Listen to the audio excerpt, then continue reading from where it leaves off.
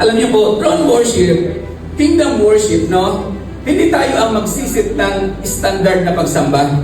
Hello?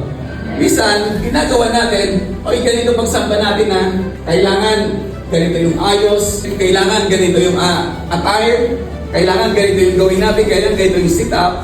Hindi tayo ang magsisit up ng totoong pagsamba.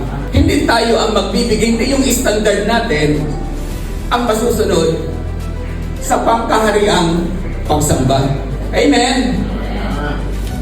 Ang hari, ang Diyos na hari, ang naglagay ng standard na pagsamba. Hello? Amen? Kaya nga po, di ba, in the Old Testament, God set up proper or genuine or standard worship. Amen? Sa Old Testament pa lang, nag-set up na ang Diyos ng standard kung paano siya sambahin. May standard ba tayo? Ano ba standard natin ng pagsamba?